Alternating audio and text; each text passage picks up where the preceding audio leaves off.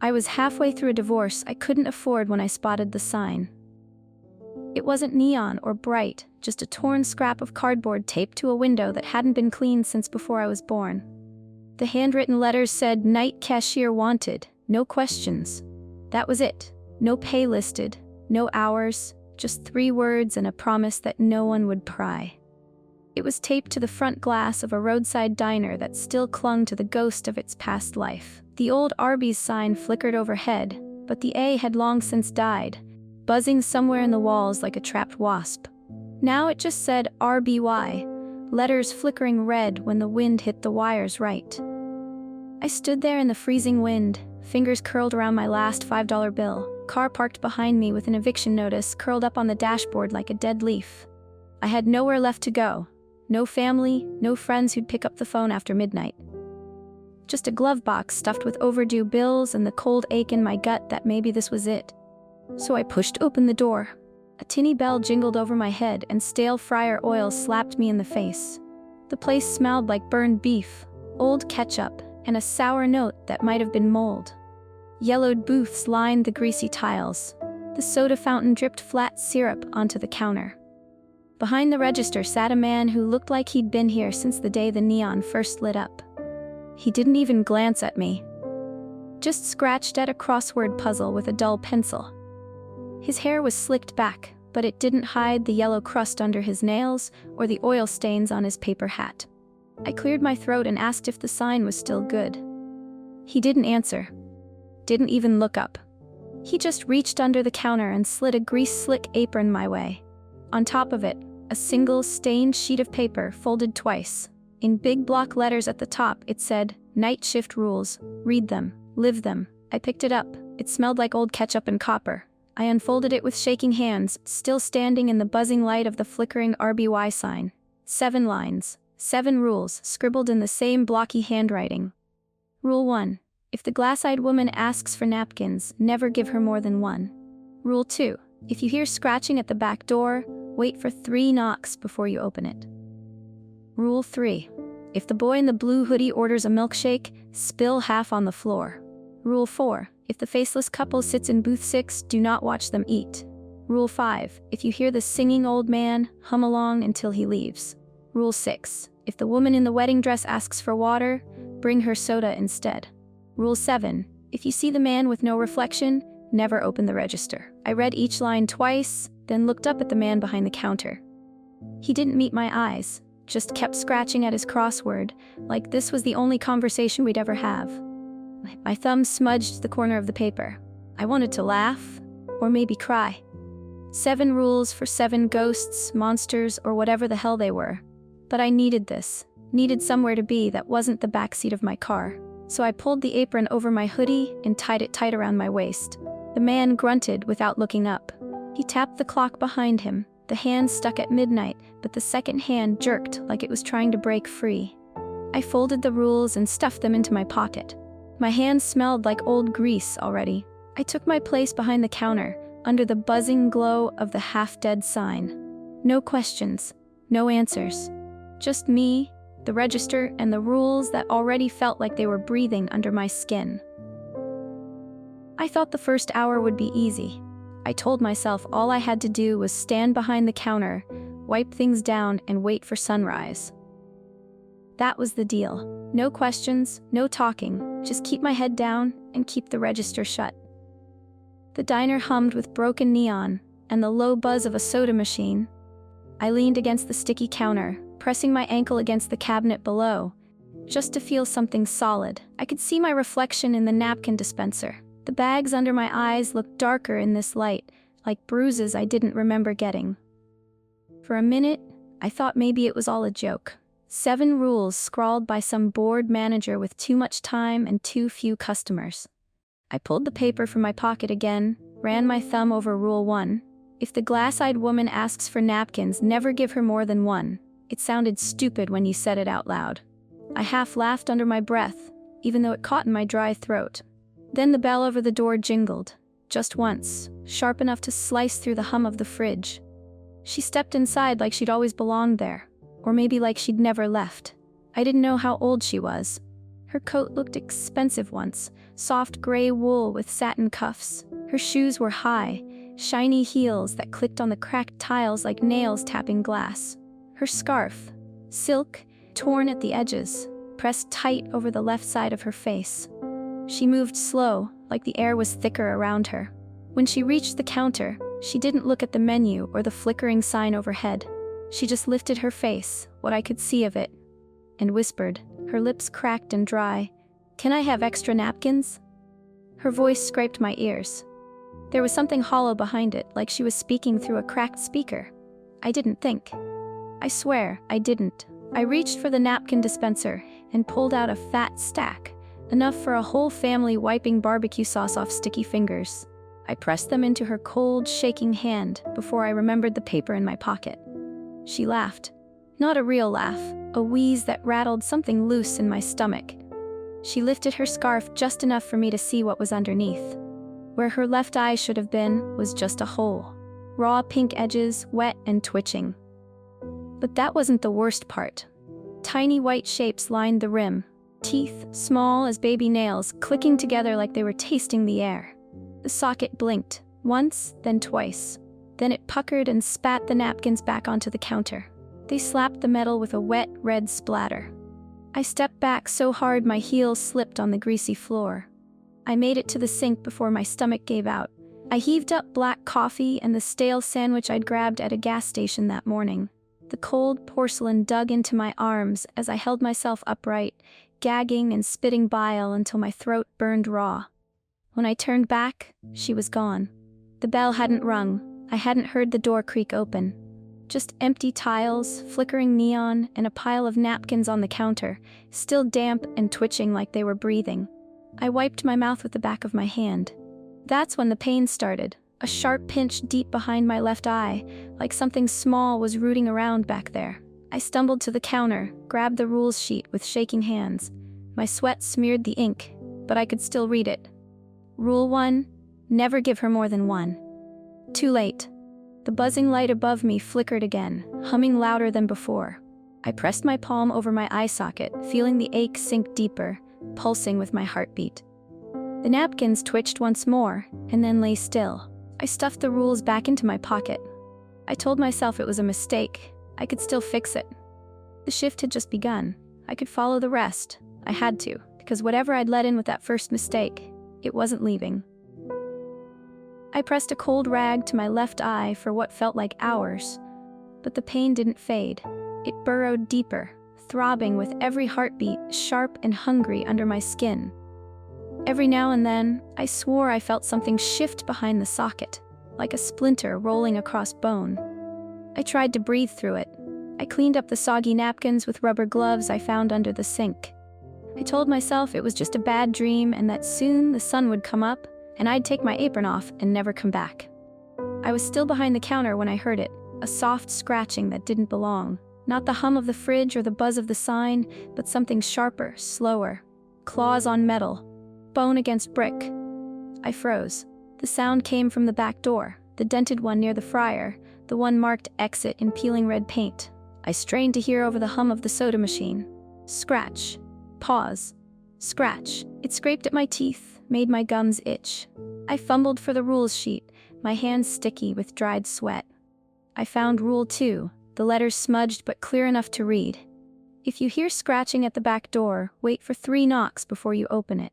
I pressed my palm flat on the counter to steady myself. Just 3 knocks. That's all I needed to wait for. Then I could open it. Then it would stop. But the scratching didn't stop. It got faster, more frantic, like something desperate, claws dragging deep into the metal.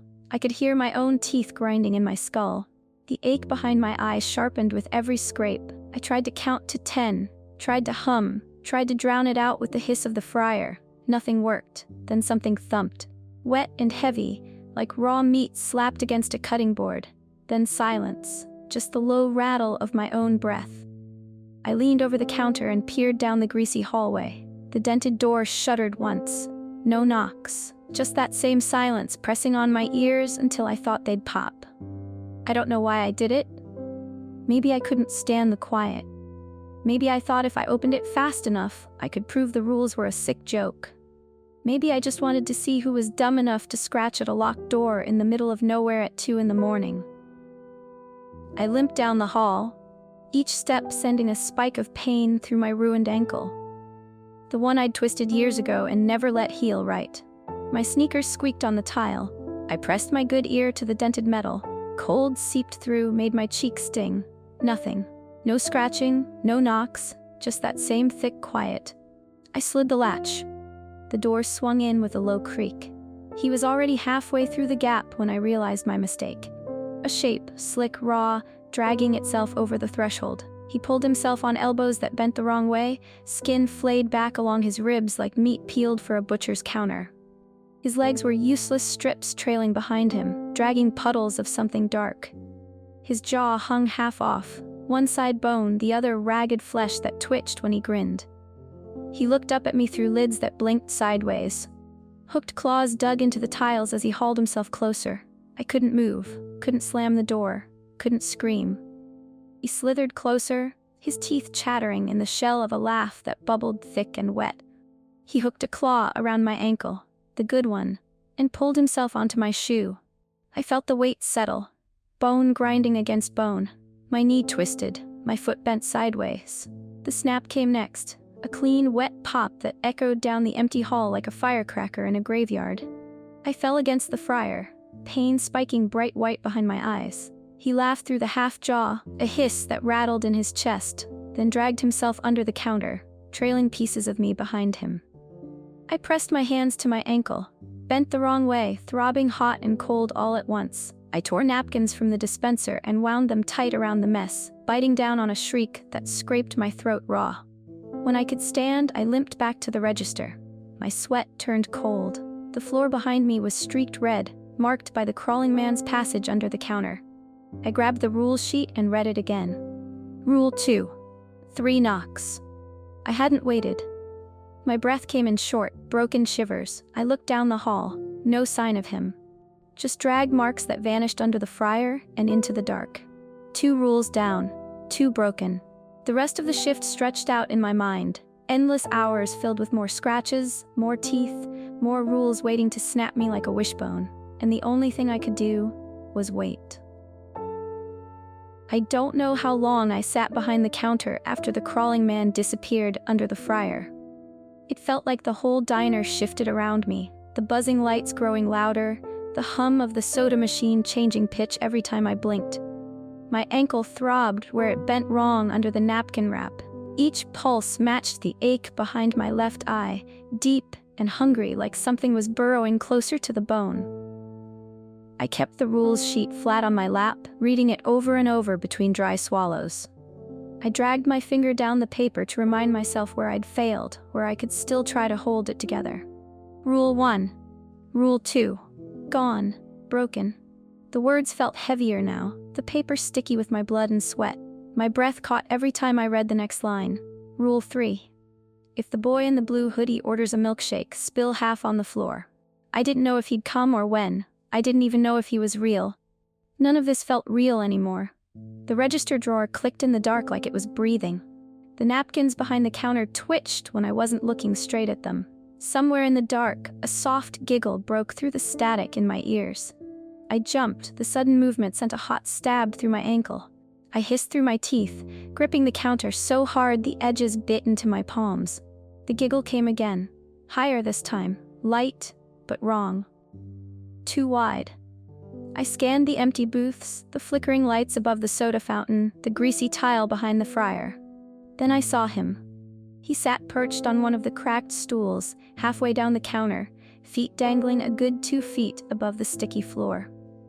He wore a blue hoodie zipped all the way to his chin, the drawstrings pulled so tight only the whites of his eyes peeked through the dark tunnel of fabric. They were huge, round, hungry. He tapped a single fingernail on the Formica counter. The sound was sharp and hollow. Tap, tap, tap. Chocolate, he said. His voice was soft, but every word cracked at the edges. Please. It wasn't a question. It was the only word that mattered. I swallowed the taste of bile rising at the back of my throat. I forced myself to stand, putting all my weight on the good side of my ankle. I grabbed a waxy cup from the dispenser. My hands trembled so badly I dropped the first one. It bounced, rolled under the fryer, lost in the dark with the crawling man. I grabbed another, squeezing it tight enough to bend the rim. I glanced at the rules again. Spill half. The boy didn't move, didn't blink, just tapped the counter once every few seconds with that single nail. I shuffled to the milkshake machine, its chrome sides smudged with old fingerprints and dust. I pulled the lever. The machine chugged out a stream of thin chocolate slurry that smelled more like sour cream than dessert. I tried to keep the cup steady. My fingers slipped once. I muttered apologies to no one. When the cup was full, I turned and looked at the floor. I hesitated. My body wanted to save every drop. Old habit, old training that screamed not to waste stock, not to make a mess I'd have to mop later. My good foot hovered over the sticky tile. I remembered Rule 3. Spill half. I tipped the cup just enough for the liquid to slip over the edge. It splattered on the tiles below the boy's stool. Dark, muddy brown, thick enough to leave a trail. I watched it spread into the grime, seeping toward the base of the counter. The boy's tapping stopped. He leaned forward just a little, enough for me to see the sliver of a grin hidden under the hoodie's shadow. It was too wide for his face. Stretched skin, raw at the corners. He reached out, took the half-full cup with both hands. He sipped slowly, the straw rattling against his teeth. His eyes stayed locked on mine. He didn't blink once. When he finished, he set the empty cup on the counter. He didn't say thank you. He didn't say anything. He just slid off the stool without a sound, feet hitting the milkshake spill with a soft squish, and walked backwards toward the door, his eyes never leaving mine. The bell didn't ring when he slipped through. The air behind him felt heavier, wet and sweet like spoiled chocolate. I forced myself to look down at the puddle I'd spilled. The edges bubbled, tiny teeth peeked through the foam, twitching like the napkins had. A single straw curled on the counter next to the empty cup, bent at an angle that looked too much like a grin. I sank onto my stool behind the register, pressing my palm over my aching eye. One rule followed. One rule done right. Maybe that was enough to buy me a few more minutes. The second hand on the broken clock above the counter twitched in its circle. Somewhere near the fryer, I heard a faint scratching, a wet laugh, and I knew this shift wasn't even halfway done. The chocolate smell clung to my nose long after the boy in the blue hoodie left. I could still see the puddle under the stool, ringed with tiny teeth that clacked together when the light flickered. I wanted to clean it up, but my ankles screamed every time I shifted my weight. I told myself if I stayed still behind the register, if I clutched the rules tight, maybe I could just ride the rest of this nightmare out. The broken clock above the fryer twitched. The second hand jerked like it was trying to pull free. I pressed my palm to my eye. The socket pulsed with that same tiny gnawing ache, the reminder that Rule 1 had cost me something I couldn't get back. I was so focused on the pain that I didn't hear the door creak at first. It wasn't the bell that gave them away. The bell stayed silent like it knew better. It was the soft drag of feet across the tiles, the low shuffle of something slow and heavy moving toward the booths. I forced myself to look up. They stood just inside the flickering neon glow. A pair, wrist to wrist, skin fused together by a thick rope of scar tissue. Their heads were wrapped in yellowed gauze, layered so tight I couldn't see eyes or mouths. Under the cloth I could hear their breathing, wet and ragged, like a bag of meat dragged across broken glass. They didn't speak. They didn't glance at me. They moved as one, a slow shuffle across the grimy floor, their steps leaving damp marks where their bare feet touched down. They reached booth 6, the only one with the cushions split wide open, stuffing poking out like dead tongues. They sat, perfectly in sync, shoulders brushing, heads tilted just enough to rest against each other. I reached for the rules sheet, my eyes darting to the smeared ink. Rule 4. If the faceless couple sits in booth 6, do not watch them eat. It sounded simple enough. Don't watch. Don't be curious. Let them do what they came to do. I wiped my hands on my apron, pushing down the itch crawling at the back of my skull. I tried to focus on the milkshake machine humming behind me, the soda fountain dripping flat Pepsi onto the sticky floor. I stared at the register lights blinking red, but curiosity is cheap poison, and mine had nowhere else to go.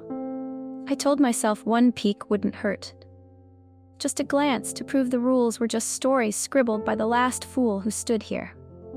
I leaned forward, just enough to see over the lip of the counter. The woman's gauze unwound first, slow, deliberate circles until it fell away. There was no face under there. Just open muscle, wet and raw, glistening under the flicker of the neon sign. She lifted a handful of cold gray roast beef from the tray between them.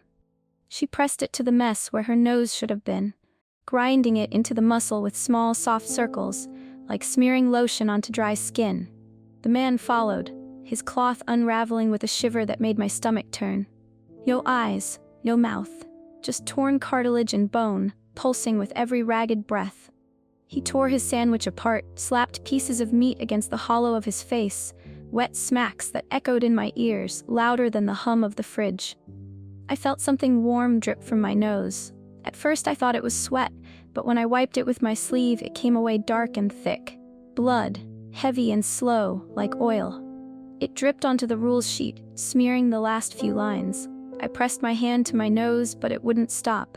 Each breath bubbling through the clot, thick strings of red sliding down my wrist. I wanted to look away, but my eyes wouldn't listen. The couple leaned closer to each other, faces pressed together, meat smearing between raw tissue like they were sharing a kiss made of flesh and salt. My stomach lurched. I slammed my eyes shut, pinched the bridge of my nose. Too late. Rule 4. Broken. I'd watched them eat. I'd seen what I shouldn't. When I opened my eyes, the booth was empty. The cushions sagged where they'd been, but the couple was gone. No footprints, no stained gauze, just a few strips of cold beef left behind on the seat. I touched my nose. It was still bleeding, thick clots dripping onto my collar. I fumbled for a handful of napkins, one for me, not her, and pressed them tight, head tilted back. 3 rules broken now. The taste of iron flooded my throat as I sat there in the hum of the broken sign. Somewhere behind me, a faint tune drifted through the soda fountain hiss, a song I hadn't heard in years. Soft and warm, you are my sunshine. I didn't want to turn around, but I knew Rule 5 was waiting. I pressed the napkins tighter to my nose until they turned warm and sticky in my hand. The bleeding slowed to a sluggish drip, but the taste stayed thick on my tongue. I wanted water, anything to rinse the iron off my teeth, but my legs wouldn't move. I sat slumped behind the register, the rules sheet folded under my palm like a last prayer. The tune drifted through the hiss of the soda fountain, soft at first, just a hum that sounded like it came from the walls. It grew clearer with each note, words slurred through toothless gums. You are my sunshine, my only sunshine. I knew the song. My mother used to hum it when she brushed my hair. Before the house got so quiet, we all forgot how to sing. Hearing it now in this dead place made my scalp prickle cold. I sucked in a ragged breath and forced myself to lean forward. He shuffled through the front door with no sound at all. No bell, no creak of the hinges. Just there, one moment to the next, standing under the half-dead glow of the Arby sign. His suit might have been white once, but now it sagged yellow on his shoulders like peeling paint. His skin hung off him in sheets, loose and paper-thin, mottled with bruises that moved when he breathed. His lips were dry and cracked, framing gums bare of teeth.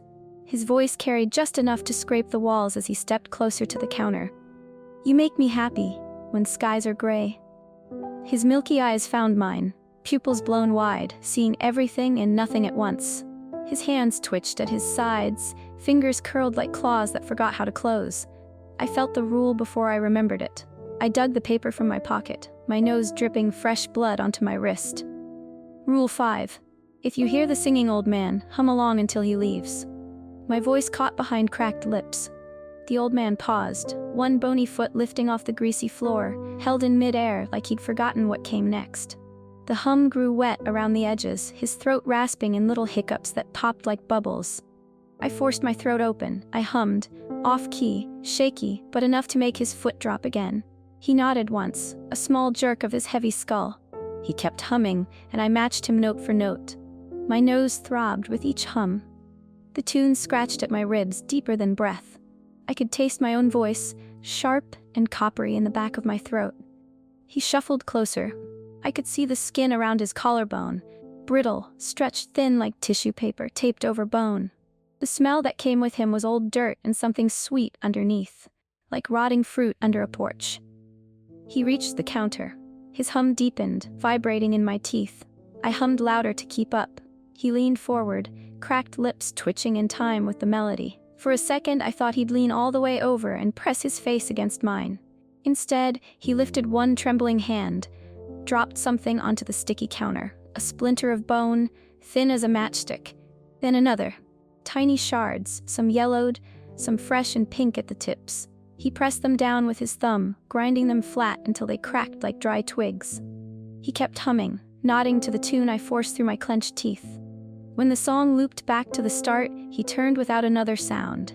He shuffled through the puddle under the milkshake stool, smearing the teeth into the floor like wet gravel. The bell stayed dead quiet as the door swung shut behind him. My voice died in my chest the second he left. The splinters on the counter glowed under the flickering light. I touched one with my good hand. It was warm, sticky at the base. I pressed my palm to my ribs. Something there felt raw, soft, where it shouldn't have been. A space that hadn't been empty before. I gathered the bone splinters in a napkin and shoved them into my apron pocket.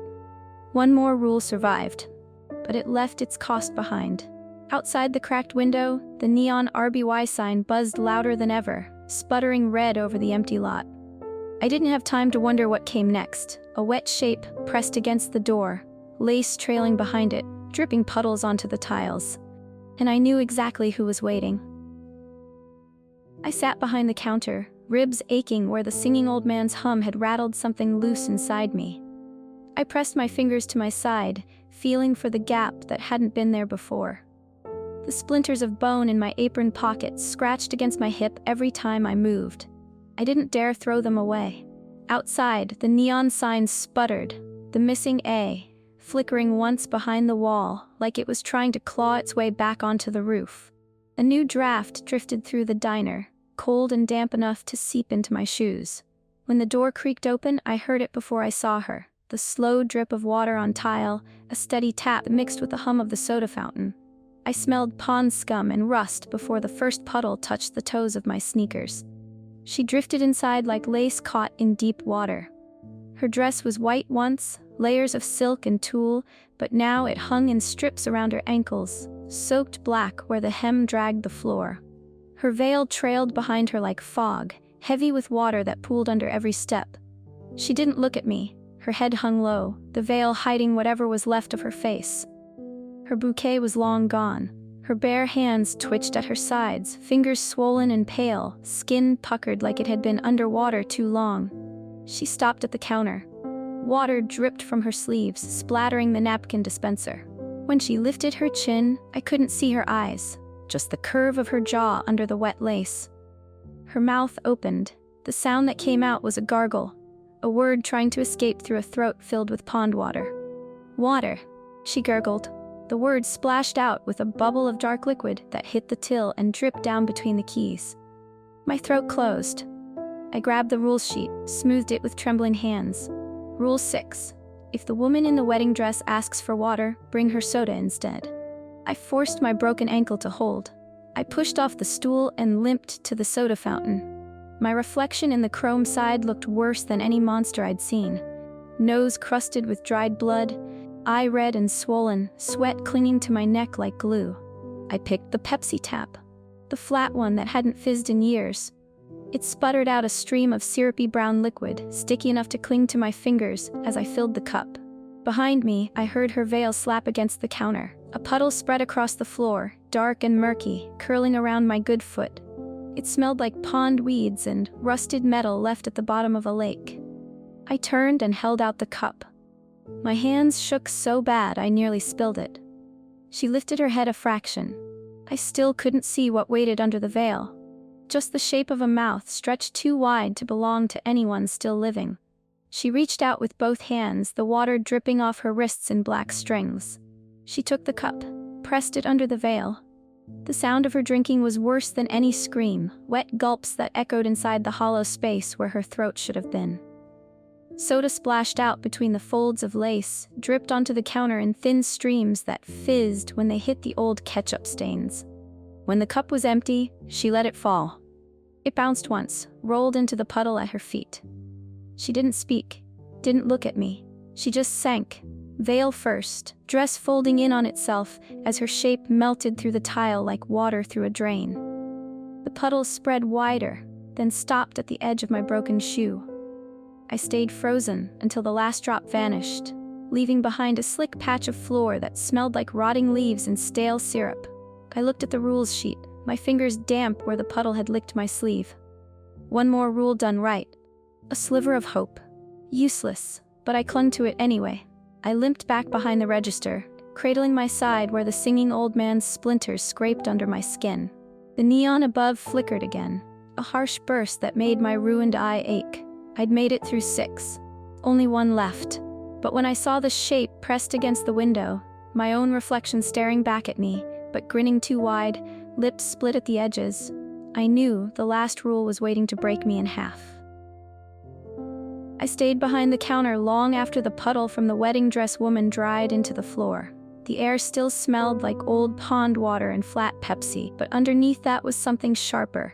Copper and burnt wires, the hum of the neon sign digging into my skull. My left eye pulsed with that deep, crawling ache that hadn't left since the glass-eyed woman blinked her toothy socket at me. Every so often, I felt something twitch in there, like a small jaw testing its bite. My ankle throbbed in time with it, twisted the wrong way under the napkin wrap that soaked through hours ago. I pulled the rules sheet out one more time.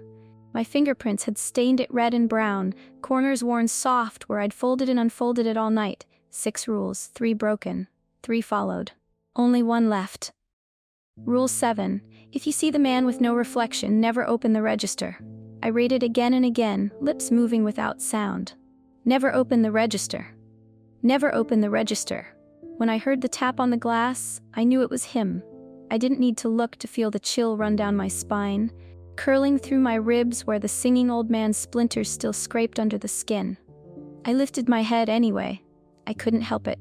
He stood outside, pressed flat against the grimy window. At first I thought it was just my own reflection. My apron stained, my hair stuck to my sweaty forehead, the cracked bruise under my left eye pulsing with every heartbeat. But the grin was wrong. It split too wide, the corners curling up where my lips ended, teeth pressed flat against the glass in a smile that didn't belong to anything human. He raised one hand, pale fingers tapping the window once, then twice, then a 3rd time. Each tap made the cash drawer behind me shudder like it was breathing through a broken lung. I pressed my palm flat over the till. I squeezed my eyes shut. I whispered the last rule like it was the only prayer I had left. Never open the register. Never open the register. Never open. A click cut through my breath. The drawer slid open on its own, coins rattling inside like loose teeth in a child's mouth. I hadn't touched it. I swear I hadn't. I spun around, tried to slam it shut, but my hands wouldn't move.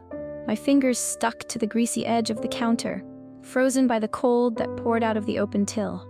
Behind me, I heard the glass creak, the sound of something soft and wet folding through a gap too small for any body to fit.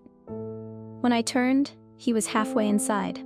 My own face, peeled open along the jaw, shoulders pushing through the drawer like meat through a grinder. His arms stretched into sleeves that weren't mine yet, skin that didn't fit, but would soon enough. He stepped clear of the drawer, my apron tied tight around his waist, the Arby logo smeared with my sweat and spit. He stood where I should have been, where I'd stood all night, behind the register under the hum of the flickering sign. He smiled at me. My own teeth, too many now, stacked behind my lips in rows that never ended. He leaned forward, breath cold enough to freeze my nostrils shut. He whispered with my voice, but stretched thin and wet around the edges. Your shift's over. The cash drawer slammed shut by itself. The coins inside giggled like the boy in the blue hoodie. I bolted. My ankle screamed when it hit the floor, twisting under my weight as I stumbled past the counter. I caught the edge of the fryer, just long enough to shove myself toward the front door. I didn't look back. I didn't want to see my own eyes watching me run. Didn't want to see the register humming open again, feeding him what was left of me. I pushed through the door, half expecting the bell to laugh at me on the way out. The parking lot waited, but the road was gone. No yellow lines, no cracked asphalt, just an ocean of fog, thick and wet, humming with the song the old man had taught me to hum. Somewhere in the gray I heard scratching, the crawling man dragging my broken foot after him.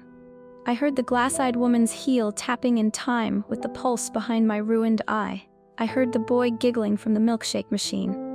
I limped forward anyway, one step, then another. The black fog swallowed the neon glow behind me. Somewhere, the A in the sign flickered once, trying to come home, then died again for good. I don't know how far I ran. Maybe I'm still running. Maybe I'll limp forever through this thick, humming dark with my ribs clicking and my nose dripping thick black that never quite clots. If you ever see that dead neon sign on the side of the highway, RBY, no A, with a sheet of cardboard that says night cashier wanted, no questions, keep driving. Because once you serve the night customers, they own you. And if you break the rules, they break you back.